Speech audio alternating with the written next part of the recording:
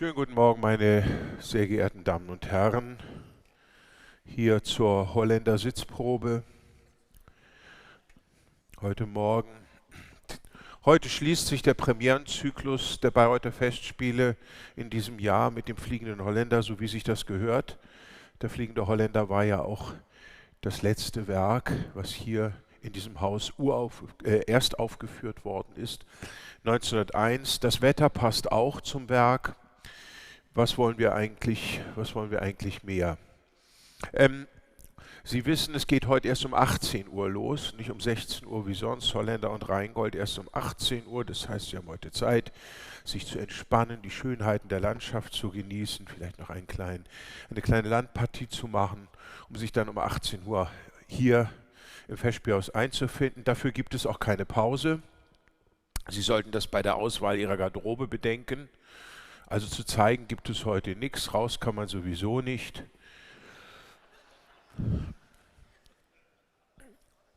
Der Vorteil ist, dass Sie um 20:15 Uhr dann auch schon wieder in die Freiheit entlassen werden, weil Oksana Lynev das sehr gewerkschaftsfreundlich hier gestaltet. Dafür müssen Sie auch 2,25 Stunden am Stück sitzen. Das ist schon eine besondere Herausforderung. Ja. Sonst ist der längste Akt, so mal erster Akt Götterdämmerung 2 Stunden, Rheingold 2,5 Stunden, Holländer 2,25 Stunden. Sie sollten auch das bedenken, bevor Sie Ihre Plätze einnehmen. Es empfiehlt sich immer, ich sag mal, sanitär entspannt in die Vorstellung zu gehen, weil es ausgesprochen lästig ist, den Versuch zu unternehmen, während der Vorstellung den Saal zu verlassen, insbesondere wenn Sie in der Mitte sitzen. Am Rand geht's, aber Sie haben gerne mal 30 Leute rechts und 30 Leute links neben sich, und es ist ja durch die kurzen Reihen, die Sie jetzt schon ausprobieren dürfen, nahezu völlig unmöglich, den Mitsitzenden nicht auf die Füße zu treten. Das gilt auch metaphorisch.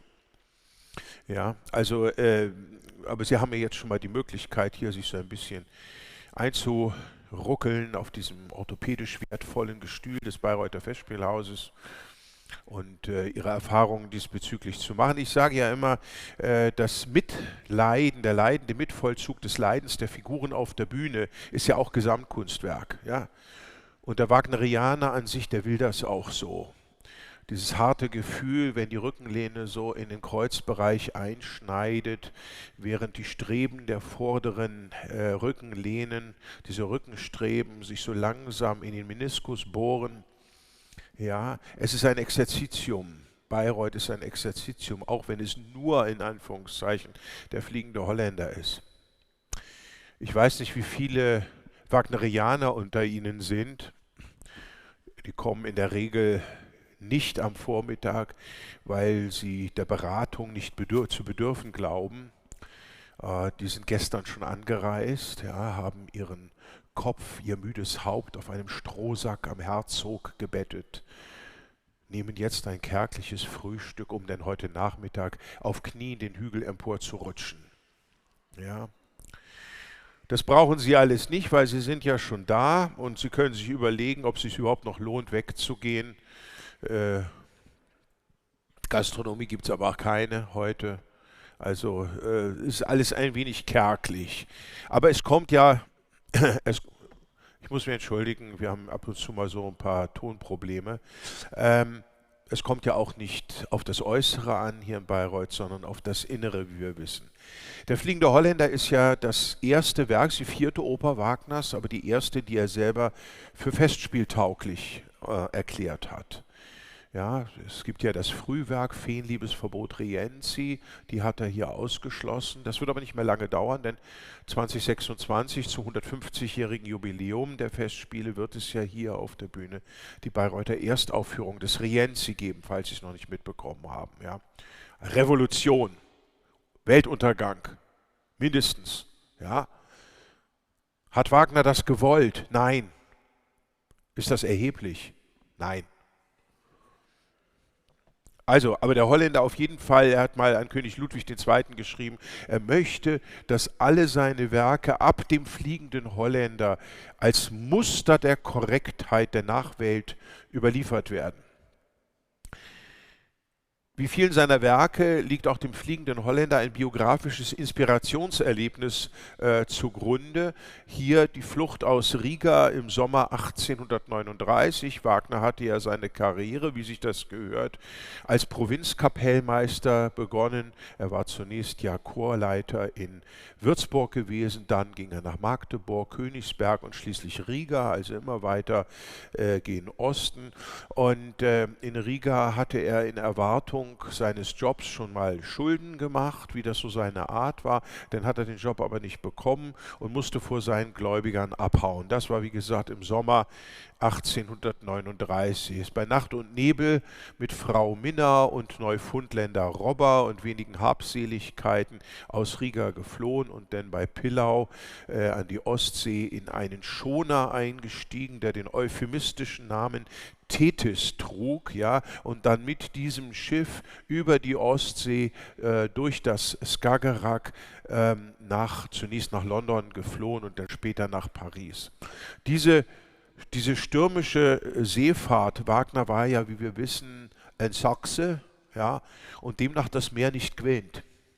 Also die waren schwer seekrank, es gab einen schweren Sturm, eine dramatische Notankerung und zwar tatsächlich in der Bucht von Sandvike vor der norwegischen Insel Borøya. Und wenn der Daland am Anfang singt, Sandvike ist's, genau kenne ich die Bucht, spricht da sein Schöpfer. Die gibt es ja wirklich und die kannte Wagner auch von dieser Notankerung. Außerdem war er sehr fasziniert von den Rufen der Matrosen, die an den Steilwänden der norwegischen Fjorde schauerlich zurückgeworfen wurden, wie er selber sagte. Und dieses akustische Erlebnis hat ihn dann auch maßgeblich zu seinen Chören im Fliegenden Holländer inspiriert. Die Vorlage, bei Wagner ist das ja immer so, dass er eigentlich nichts wirklich erfindet, keine Stoffe, keine Figuren erfindet, sondern er findet. Und zwar in der Literatur, gerne dann später im mittelalterlichen Epos. Hier beim Fliegenden Holländer ist es eine Erzählung von Heinrich Heine, den er damals sehr geschätzt hat, später nicht mehr so, weil der Heine war ja Jude und die hat der Wagner ja nicht so meng, wie wir wissen. Ja. Das sind die Memoiren des Herrn von Schnabelewopski, ein etwas eigentümlicher Name, die Memoiren des Herrn von Schnabelewopski. Und da wird in diesem Buch diese Holländerhandlung erzählt. Ja, dieser Stoff des verfluchten holländischen Seemanns, der irrend über die Weltmeere fahren muss und nur alle 7 Jahre mal vor Anker gehen darf, an Land gehen darf und da den Versuch unternehmen kann, eine Frau zu finden, die ihm in bedingungsloser Liebe treu ergeben ist. Und dann kann er erlöst werden von seinem Fluch. Alle 7 Jahre einmal, da versteht man, der Mann steht unter einem gewissen Druck. Ja. Bei Heinrich Heine wird diese Holländererzählung aber tatsächlich etwas ironisierend in eine Rahmenhandlung einer Theateraufführung eingebettet. Heine war ja ein großer Ironiker und dadurch kriegt diese Holländergeschichte bei Heine so ein bisschen einen ironischen Unterton. Wagner dagegen beschränkt sich ja auf die Binnenerzählung und dadurch fällt Heines eher etwas ironische Perspektive unter den Tisch. Im Mai 1840, dann schon in Paris, verfasst Wagner einen ersten Prosaentwurf, weil er, um Geld zu verdienen, diese Oper gerne an die Pariser Opéra verkaufen möchte. Und zu diesem Zweck schreibt er auch schon mal 3 Nummern vorab. Das ist Sentas Ballade, das Lied der damals noch schottischen Matrosen und das Lied der Mannschaft des Holländers für eine Anhörung. Wollte man aber dann nicht haben, weil in Paris hatte man die große Oper, die Grande Opéra, da hatte man Meyerbeer und das war natürlich viel besser und erfolgreicher und man hat dann Wagner immerhin diesen Prosaentwurf abgekauft. Für das Geld hat er sich dann ein Klavier gekauft. Und aus diesem Prosaentwurf hat dann der Kapellmeister der Oper, ein gewisser Pierre-Louis Dietsch, eine Oper geschrieben, Le Vaisseau Fantôme, das Gespensterschiff. Das ist dann auch tatsächlich dreimal aufgeführt worden und dann untergegangen. Wagner, unverdrossen wie er war, hat im Frühjahr 1841 einen zweiten Prosaentwurf und dann auch gleich das Libretto verfasst und im Oktober bereits die Partitur. Also dieser Stoff hat ihn so gefesselt, dass es dann im Jahr 1841 zack, zack, zack gegangen ist. Ursprünglich spielt ja der Holländer an der schottischen Küste und erst nachdem er die Partitur schon fertig hatte, verlagert Wagner die Handlung von Schottland nach Norwegen. Also aus den schottischen Matrosen werden die norwegischen Matrosen.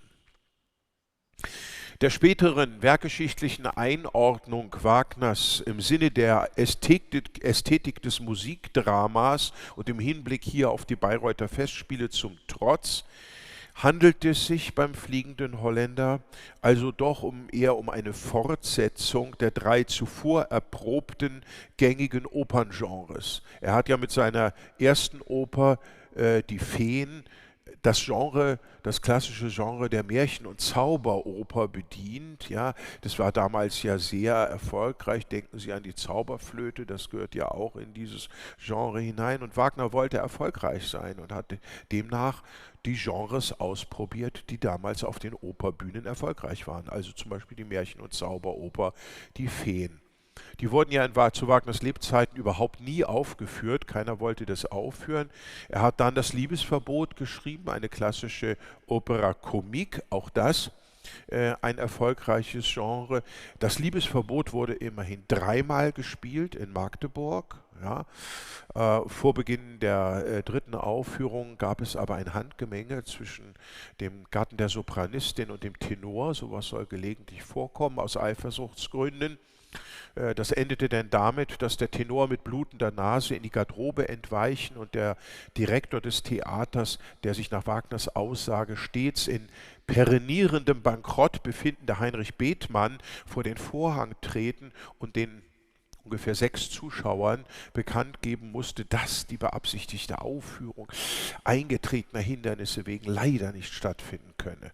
Auch das Liebesverbot gelangte danach nie mehr auf eine Theaterbühne zu Wagners Lebzeiten. Bemerkenswert.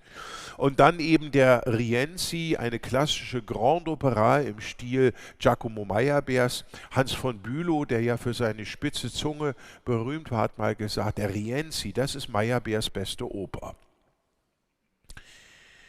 Und so gehört der Fliegende Holländer auch in eines der damals erfolgreichen Genres, nämlich das Genre der romantischen Schaueroper.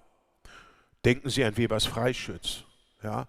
Vielleicht das berühmteste Exemplar dieser Gattung, aber auch Robert le Diable, Robert der Teufel von Giacomo Meyerbeer oder Der Vampir von Heinrich Marschner, der unmittelbar vielleicht hier als Vorbild gedient haben könnte. Da gibt es die weibliche Hauptfigur bei Marschner, heißt Emmy, und die singt auch eine Ballade, Sie Mutter dort den bleichen Mann.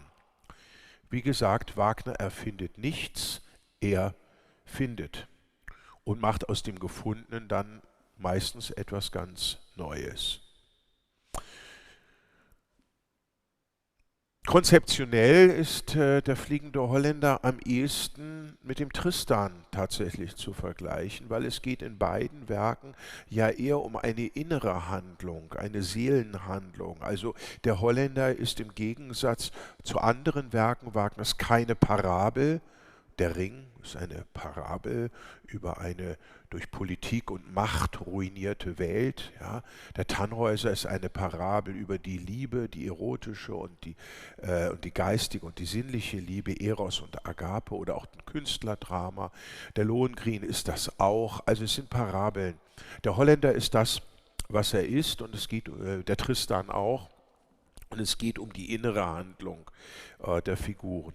Also das Äußere und die Handlung als Abbild der inneren Psychologie statt dem Wirken übernatürlicher Mächte und Kräfte. Wagner hat großen Wert darauf gelegt, dass der Holländer nicht als Gespensterfarce verstanden oder missverstanden werden soll, also keine Gespensterfarce, sondern eher wie ein Kammerspiel, wie es dann später beispielsweise August Strindberg verfasst hat. Und da sind wir dann auch schon beim Konzept unserer aktuellen Holländer-Inszenierung. Äh, auch hier bei Tschernjakow wird der Holländer eben nicht als Gespensterfarce gezeigt, sondern eher als Kammerspiel im Sinne von Ibsen oder Strindberg.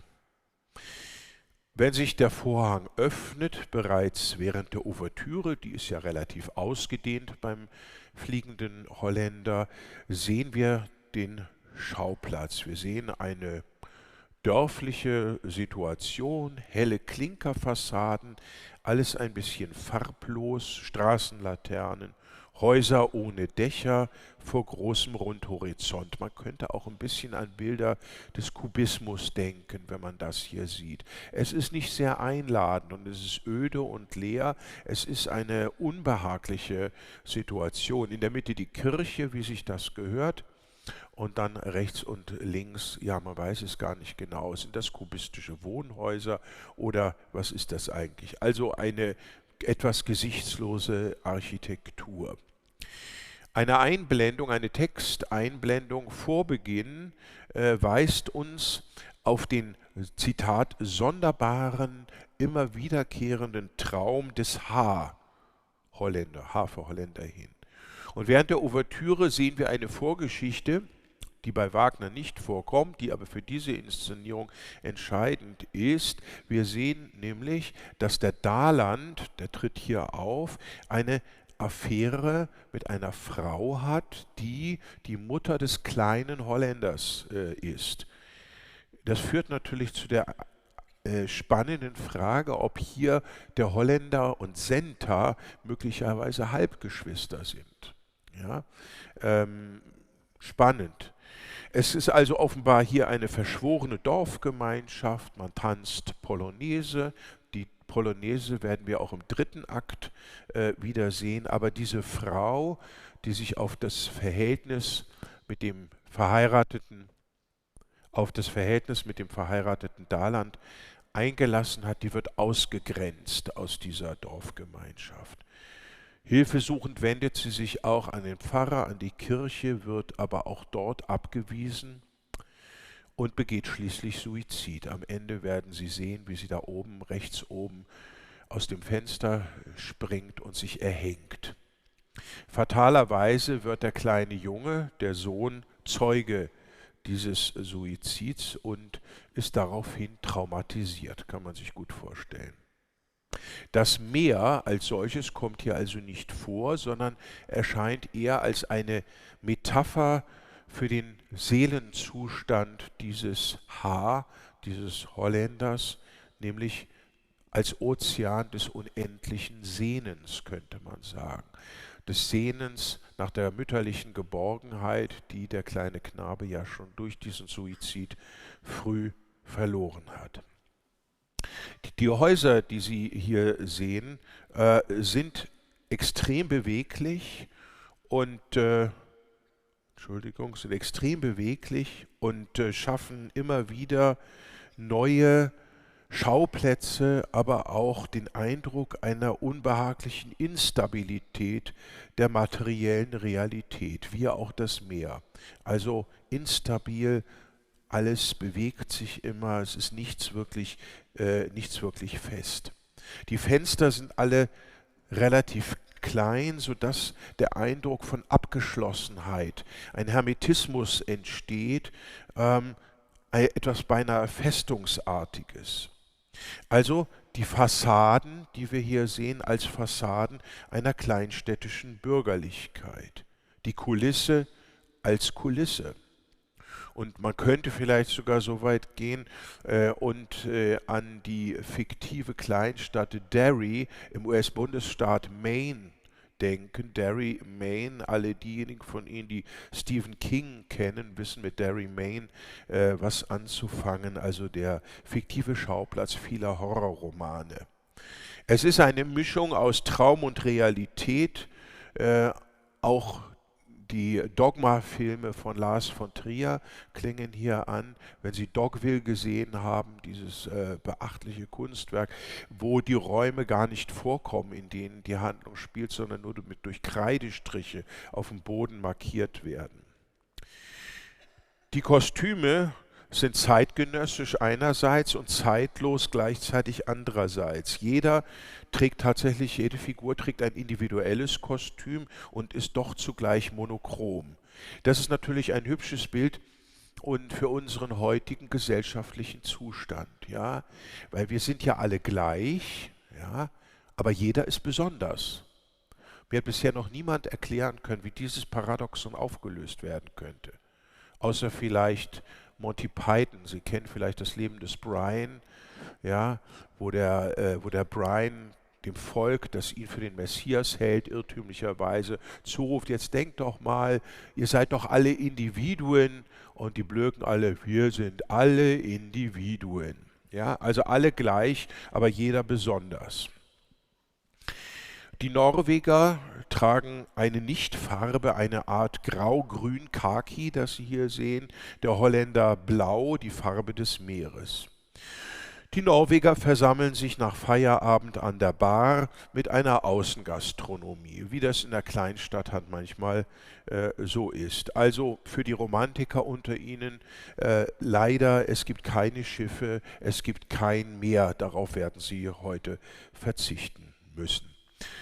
Die Matrosen begrüßen sich ja mit dem Ruf Hallo ho, Hallo ho. Ja, im Sprachgebrauch der Festspielmitwirkenden wird dieses Hallo ho gelegentlich auch gerne zu Allohol verbrämt. Und diese Verbrämung bekommt hier jetzt in dieser Szene endlich einmal seine angemessene szenische Realisierung. Wenn Sie dem Lied des Steuermanns zuhören, ja, mit Gewitter aus Sturm, aus fernem Meer, da gibt es einen Vers, O lieber Südwind, blas noch mehr, mein Mädel verlangt nach mir. Und ich habe es mal nachgeguckt, Wagner schreibt im Libretto tatsächlich in der letzten Strophe, ach liebes Mädel, blas noch mehr. Ob er daran gedacht hat, woran wir jetzt alle denken, ich weiß es nicht. Aber das führt auch immer zu großer Erheiterung bei den Mitwirkenden. Ja. Am Ende schläft der Steuermann bekanntlich ein, hier betrunken an seinem Tisch, und der Holländer, der relativ unauffällig aufgetreten ist, setzt sich dazu. Alle dämmern so ein bisschen passiv wie in einer Art somnambulen Zustand vor sich hin, als wenn der die hypnotisiert hätte. Eine insgesamt beängstigende, bedrückende, ja beinahe zombiehafte Statik, die sich hier breit macht. An dieser Kneipe befindet sich eine Uhr, eine Normaluhr, quasi als Symbol für die begrenzte Zeit des sozialpsychologischen Experiments, dessen Zeuge wir hier werden. Allgemeine Empfehlung: Bei Uhren auf der Bühne empfiehlt es sich stets, darauf zu achten, ob und wenn ja, wie schnell sie laufen. In diesem Fall läuft die Uhr etwas schneller als Ihre Armbanduhr. Am Ende wird sie genau die erzählte Zeit, also die Zeitspanne, in der die Handlung des Holländers spielt, angezeigt haben, nämlich ca. 24 Stunden.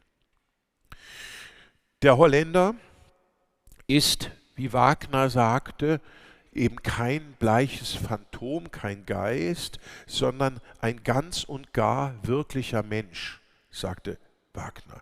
Und so wird er hier in der Inszenierung auch gezeigt. Er ist frustriert, einsam und sehnsüchtig und so in gewisser Weise ein Abbild der Frustration und Demütigung Wagners während seiner Pariser Hungerjahre.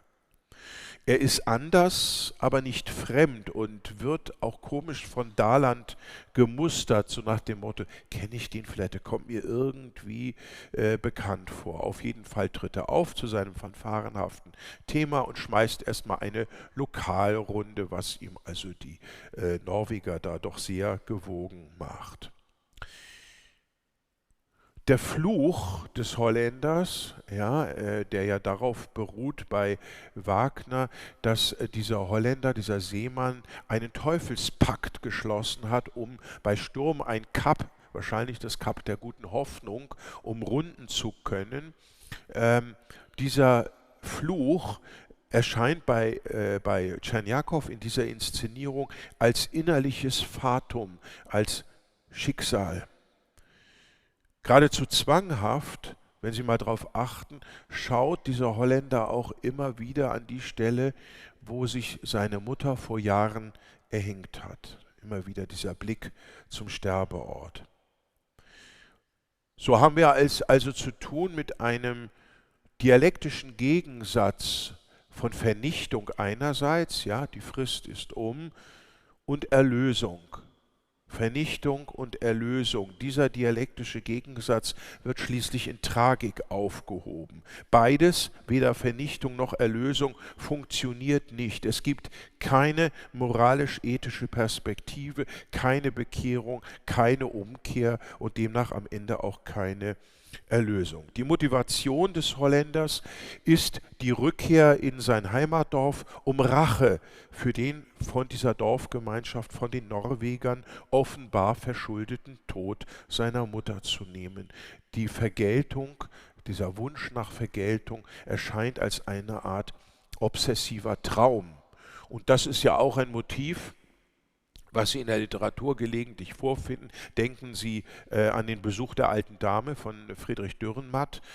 Das ist sozusagen genau dieses Thema, das hier auch gestaltet wird. Oder für die Jüngeren, die gerne ins Kino gehen, The Revenant mit Leonardo DiCaprio, ja, also die Geschichte des Trappers Hugh Glass, die authentisch ist übrigens, der 1823 auf einer Expedition in der Wildnis Nordamerikas von einem Bären angegriffen und schwer verletzt worden ist, woraufhin seine Begleiter ihn einfach liegen lassen, weil sie ihm keine Überlebenschance geben. Sie lassen ihn also im Stich und nehmen außerdem seine Ausrüstung und seine Werkzeuge mit. Doch der Totgeglaubte kämpft sich tatsächlich ins Leben zurück und beschließt sich, an seinen ehemaligen Gefährten zu rächen. Also auch das ist so eine Variation dieses Rachefeldzugs. Richard Wagner hat ja diese Figur des Holländers selbst einmal als Ahasverus des Ozeans bezeichnet. Ahasverus, der ewige Jude, ja, und damit ist der Holländer tatsächlich die einzige Figur Richard Wagner, die von ihm selbst als jüdisch charakterisiert worden ist. Das ist aber nun interessant, denn dieser Holländer ist ja nun keine Negativfigur, sondern ganz im Gegenteil ein eigentlich bemitleidenswerter Erlösungsbedürftiger. In einigen Versionen der Ahasverus-Legende, insbesondere in der im Russland der 1830er Jahre weit verbreiteten, die auch Dostojewski bekannt war und die er bei seinen Vorarbeiten zu Die Brüder Kamarassow verwendete, hatte der Ahasverus die Fähigkeit, selektive Gerechtigkeit zu üben, indem er als Finger Gottes auf den Sünder zeigte. Also Ahasverus als Vorbote der Apokalypse. Und so ist er auch hier ein Manipulator, der seinen erlittenen Schmerz weitergeben will. Er handelt dabei ausgesprochen geplant und zielgerichtet. Also die Vergeltung nicht nur als persönliche Rache für das erlittene Trauma, sondern als Exorzismus, eine Art Exorzismus der Vergangenheit insgesamt. Das Bühnenbild verwandelt sich zum zweiten Akt. Wir sehen wieder den Kirchturm im Hintergrund und den Chor der Spinnerinnen. Ja, und der Chor der Spinnerinnen, hier wird tatsächlich nicht gesponnen oder sonst irgendwas gemacht. Spinnen tun hier nur die Leute hinter der Bühne, auf der Bühne nicht. Es ist tatsächlich eine Chorprobe, ja, das, was es ist, ein Chor als Chor. Und die Mari, die leitet diesen Chor. Mari ist hier in der Inszenierung also nicht nur die Haushälterin Dalands, sondern tatsächlich Sentas Stiefmutter. Also Daland hat offenbar nach dieser Affäre mit der Mutter des Holländers, die Mari, geheiratet. Ein Ehepaar. Senta, die wir hier mit Erik sehen, die Senta ist eine sehr interessante Figur, weil das tatsächlich, dieser Name Senta, tatsächlich ausnahmsweise mal eine genuine Erfindung Wagners ist. Wenn ich Ihnen also gerade gesagt habe, dass Wagner nicht selber erfindet, ist das natürlich gelogen. Der Name Senta, der ja durchaus Verbreitung gefunden hat, ist tatsächlich eine Erfindung Richard Wagners. Den gibt es vorher nicht. Es ist nicht nachweisbar, dass dieser Name vor Wagners Fliegendem Holländer mal irgendwo aufgetaucht sei. Hans von Wolzogen hatte mal behauptet, Wagner habe auf dieser stürmischen Seeflucht von Riga, von der ich berichtet habe, in Norwegen das Wort Tienta gehört, was so viel wie Mädchen oder Dienerin bedeute und daraus den Namen Senta als Kurzform von Crescentia, die im Glauben wachsende, oder Vincentia, die Siegende, gemacht. Wagner verwendet den Namen Senta tatsächlich auch bereits in der ursprünglichen Fassung, die ja, wie gesagt, in Schottland spielt und in der Daland noch Donald, Erik noch Georg und Sandvike noch Holy Strand heißt. Außerdem hat der Name Senta eine gewisse etymologische Nähe zu sentire, zum lateinischen sentire, also fühlen, schmecken, also Sinnlichkeit, Empfindungskraft. Und das ist ja auch ein Charakterzug, der diese Senta in besonderer Weise auszeichnet. Wagner selbst hat einmal geschrieben, ich zitiere: „Es ist beobachtet worden, wie norwegische Mädchen mit so starker Gewalt empfanden, dass der Tod durch plötzliche Erstarrung des Herzens bei ihnen vorkam." Zitat Ende. Also eine derart starke Empfindungskraft, dass sie sich sozusagen selber durch die reine Kraft des Empfindens zum Tode bringen konnten. Das hat Wagner natürlich ungemein gefallen. Diese Senta hat ganz unverkennbar eine gewisse Ähnlichkeit mit dem US-Popstar Billie Eilish, die wir hier sehen. Das ist ja die Billie Eilish ist ja eine Ikone der Jugend und sie hat ja selber einmal bekannt, dass Billie Eilish unter dem Tourette-Syndrom leidet. Sie kennen das Tourette-Syndrom, das ist das, wenn man plötzlich Scheiß Arschloch, ja, wenn einem das so plötzlich rausrutscht. Und diese Störung der sprachlichen Impulskontrolle, die sehen wir auch bei der Senta. Die Senta ist also ausgesprochen vielschichtig und widersprüchlich. Sie ist ein Freak. Sie ist attraktiv, sie ist modisch, flippig, kokett, verspielt. Sie trägt einen Mantel, Hosen, lange blonde Haare, eine Sonnenbrille. Sie raucht, selbstverständlich, wie auch der Holländer. Ja, die beiden einzigen Raucher. Und sie ist auch manipulativ, auch wie der Holländer. Auf jeden Fall unkonventionell, temperamentvoll, emanzipiert, aber auch kratzbürstig, ein pubertärer Teenager, keinesfalls aber hysterisch und suizidal. Sie leidet überhaupt nicht unter Daseinsverweigerung. Sie will leben, nur eben anders als ihre spießigen Eltern Daland und Mari. Insofern gibt es keine wirkliche Symmetrie in der Beziehung zum Holländer. Die Senta ist gleichermaßen Handelnde wie Opfer. Der Erik, wenn der seine Traumerzählung der Senta mitteilt, ja, wie er geträumt hat, dass dieser Holländer auftaucht, um sie zu verderben, erscheint die Kirche im Hintergrund als Symbol für Eriks doch sehr bürgerliche Hoffnung auf eine Beziehung mit der Senta, die es wohl auch gibt, aber er scheint etwas mehr zu wollen, diese Beziehung etwas mehr zu wollen als die Senta, also auch asymmetrisch. Insofern erscheint der Erik hier als eine Art bürgerliches alter Ego des Holländers und man könnte sich fragen, ist er der Nächste, der Amok läuft vielleicht, ja? Senta und der Holländer begegnen sich in einer Art Wintergarten des Hauses Daland mit Esstisch und 4 Stühlen. Diese Wintergärten gibt es in holländischen Wohnhäusern tatsächlich sehr oft zur Straße hin, ja, so ein Halbrund. Und das ist hier also das Esszimmer, eine Situation, die Transparenz und Isolation gleichzeitig zeigt. Also die sind in diesem Käfig einerseits isoliert, auf der anderen Seite ist es alles gläsern und man kann reinschauen. Die Hausfrau, die tunliche Hausfrau Mari, hat den Tisch gedeckt zu einem bürgerlichen Abendessen anlässlich der Ankunft des Holländers. Sie wissen ja, dass im ersten Akt der Holländer auftritt, mit Daland zusammentrifft, zu erkennen gibt, dass er ziemlich reich ist, was den gierigen Daland natürlich empfänglich macht, und der verspricht dem Holländer daraufhin seine Tochter Senta. Also die Senta wird vom Papa verschachert. Das kommt bei Wagner ja auch gelegentlich vor. Denken Sie an Pogner in den Meistersingern, der macht ja nichts anderes. Ja. Ähm, also, da treffen die nun alle zusammen, und die Situation ist so, wie wir sie vielleicht alle kennen. Es ist alles ein bisschen befangen, man weiß nicht so genau. Es ist, man alle lächeln, aber es ist irgendwie eine komische Atmosphäre, alles etwas peinlich.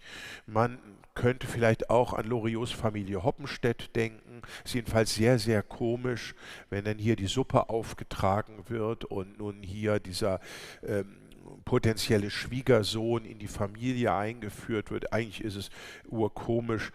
Achten Sie auch vor allen Dingen mal auf Daland und Mari, die hier ja nichts zu singen haben, wie die tatsächlich auch auf die Musik, Georg Zeppenfeld macht das mit einem unglaublich komischen Talent, diese Situation da darstellen. Es ist aber auch unterschwellig schon zu spüren, ein Familienkonflikt, wie wir ihn eben in den Kammerspielen von Ibsen und vor allem Strindberg immer wieder finden. Das Duett zwischen dem Holländer und Senta, wie aus der Ferne längst vergangener Zeiten, spricht dieses Mädchens Bild zu mir. Also so beginnt ja der Holländer dieses Duett, wo er dann am Ende vermutet oder hofft, dass diese Senta möglicherweise tatsächlich die Frau sein könnte, die er immer ersehnt hat, und die ihn durch ihre bedingungslos treue Liebe nun erlösen könne. Wird sie mein Engel sein? Dieses Duett spiegelt eher eine innere Handlung, denn Daland und Mari löffeln währenddessen unbeeindruckt, relativ mechanisch ihre Suppe. Am Ende wird vom Holländer eine Rose überreicht. Das ist aber sehr formal, sodass die Erlösungssehnsucht als Ausdruck und Akt des Widerstands eher erscheint, des Widerstands gegen die bürgerliche Konvention. Man weiß eigentlich gar nicht so genau, kriegen jetzt Daland und die Mari das eigentlich mit, was die beiden da sich gegenseitig ansingen zu sagen haben, oder ist es sozusagen nur das Innere, der innere Dialog, den wir im Zuschauerraum zu hören in der Lage sind, und sitzen die in Wirklichkeit einfach stumm da und schweigen sich an?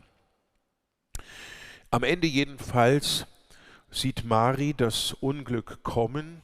Wenn alle abgegangen sind, sie bleibt am Tisch zurück und verbirgt den Kopf in den Händen. Sie merkt schon, diese Geschichte zwischen diesen beiden kann nicht gut ausgehen, denn am Ende bekennt ja die Senta, ich sei's, die dich durch ihre Treu erlöse, mög Gottes Engel mich dir zeigen in der Ballade. Also sie ist durchdrungen von diesem Wunsch, dieser Sehnsucht, diesen armen Menschen nun doch durch ihre Liebe zu erlösen. Im dritten Aufzug sehen wir ja die feiernden Norweger, die dann die Mannschaft des Holländers provozieren. Die sitzen da vorne zunächst, also die Holländer sitzen da vorne zunächst auch wie am Anfang im ersten Akt die Norweger, unbeteiligt, passiv, fast wie erstarrt und gerade dadurch bedrohlich. Und nachdem die Provokation dann immer stärker wird, setzen die sich zur Wehr. Der Geisterchor kommt, und das ist natürlich etwas, was diese Norweger dann doch sehr entsetzt. Und am Ende halten sie dann die Dörfler auch in Schach wie Sicherheitskräfte. Im Schlussmonolog des Holländers wo dann eben er glaubt, dass Erik und Senta ihn betrogen hätten, ja, weil er belauscht das Gespräch ja zwischen Senta und Erik, wo Erik ihr sagt, ja, hast du nicht damals mir versprochen, dass wir zusammen sein werden, und der Holländer zweifelt dann an Sentas Treue und ist also schwer enttäuscht, weil er nun wieder für die nächsten 7 Jahre auf die Weltmeere zurück muss. Ja. Aber er sagt eben, zwar hast du Treue mir gelobt, doch vor dem Ewigen noch nicht. Das rettet dich. Ne? Und er sagt also, es geht jetzt zurück aufs Meer, woraufhin dann die Senta in ihrem letzten großen Ausbruch sagt, preis deinen Engel und sein Gebot, hier stehe ich treu dir bis zum Tod. Hier aber entsteht ein kleinstädtischer Weltenbrand. Der Holländer nimmt Rache, er erschießt einen Seemann, woraufhin er selbst von Mari erschossen wird, die zitternd zurückbleibt. Wir haben hier trotz der Musik keine Erlösung. Ja, eigentlich haben wir es eher mit Erlösungsverweigerung zu tun. Der Fluch des Holländers erscheint so nicht als individuelles Schicksal dieser Figur, sondern eher als Kennzeichen der gesamten Gesellschaft, die verflucht ist. Alle haben im Grunde mit dem Teufel gehandelt, nicht nur der Holländer, sondern die Leute, die Sie hier sehen, auch, und sind von ihm besessen. Die individuelle Befreiung ist demnach nur im Tod möglich. Beim Exorzismus der eigenen und kollektiven Geschichte geht dann der Fluch stets von einem auf den anderen, hier vom Holländer auf Mari in diesem konvulsivischen Zittern über. Der Täter wird zum Opfer, das dann wieder zum Täter wird, also eine unendlich sich fortsetzende Täter-Opfer-Dialektik. Damit ist der Verklärungsschluss, mit dem die Oper endet. Es gibt ja auch den harten, dramatischen Schluss, aber hier hören Sie heute diesen Verklärungsschluss. Aber dieser Verklärungsschluss bleibt auf diese Weise dann doch nur eine Hoffnung in der Fatalität des individuellen wie kollektiven Lebens. Also alles in allem keine guten Aussichten, meine Damen und Herren. Ich wünsche Ihnen jedenfalls eine schöne Aufführung des Fliegenden Holländers. Möge alles gelingen. Danke Ihnen fürs Kommen, für die Aufmerksamkeit und noch einen schönen Tag. Dankeschön, auf Wiederschauen.